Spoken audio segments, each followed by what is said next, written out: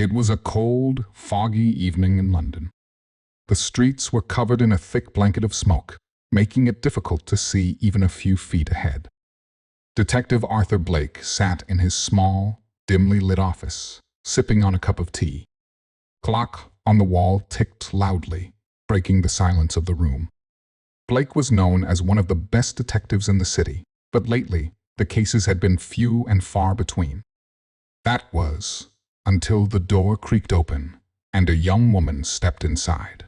She was dressed in a long, dark coat, her face pale and her eyes filled with fear. "Detective Blake," she said in a shaky voice, "I need your help. My brother has gone missing, and I think he's in danger." Blake gestured for her to sit down. "Tell me everything," he said calmly. The woman introduced herself as Margaret Lane. Her brother, Thomas Lane, was a journalist who had been investigating a series of mysterious crimes in the city. The crimes were all connected to a man known only as the Tiger.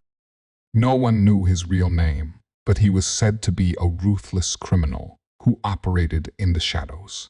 Thomas was getting close to uncovering the Tiger's identity, Margaret explained.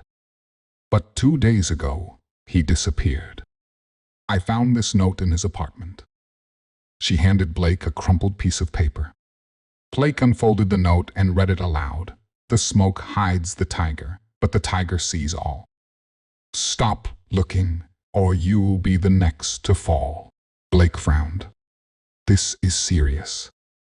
Do you have any idea where your brother might be?" Margaret shook her head. "No, but I know he was last seen near the old warehouse by the river. He said he was meeting someone there." Blake stood up and grabbed his coat. "Let's go. We don't have any time to waste." The fog was even thicker by the river. The old warehouse loomed in the distance, its broken windows and crumbling walls giving it an eerie appearance. Blake and Margaret approached cautiously, their footsteps muffled by the damp ground. As they entered the warehouse, Blake noticed fresh footprints in the dust. "Someone was here recently," he whispered. "Stay close to me." They moved deeper into the building, the only sound being the distant drip of water. Suddenly, Blake heard a faint groan. He followed the sound and found Thomas Lane tied to a chair, his face bruised and bloodied. "Thomas!" Margaret cried, rushing to her brother's side. Blake quickly untied Thomas, who was barely conscious. "We need to get him out of here," Blake said. But before they could move, a voice echoed through the warehouse. "Leaving so soon, detective?" Blake turned to see a tall, shadowy figure standing in the doorway. The man stepped into the light, revealing a sharp, angular face and cold, calculating eyes. He was dressed in a sleek black suit, and a silver tiger pendant hung from his neck. "The tiger," Blake said, his hand instinctively reaching for his revolver. The tiger smiled, a cruel, twisted smile. "You're smarter than you look, detective. But you're too late. The game is already over." Blake tightened his grip on his revolver. "What do you want?" The tiger chuckled. "I want what I've always wanted, power. And your friend here," he gestured to Thomas, "was getting in my way. But don't worry, detective. You'll all be joining him soon." Before Blake could react, the tiger pulled out a gun and fired. Blake pushed Margaret and Thomas to the ground, the bullet whizzing past them. He returned fire, but the tiger had already disappeared into the shadows. "We need to move, now," Blake shouted, helping Thomas to his feet. They ran out of the warehouse, the sound of the tiger's laughter echoing behind them. As they reached the safety of the street, Blake knew this was far from over. The tiger was still out there, and he wouldn't stop until he had eliminated anyone who stood in his way. Back at his office, Blake began piecing together the clues.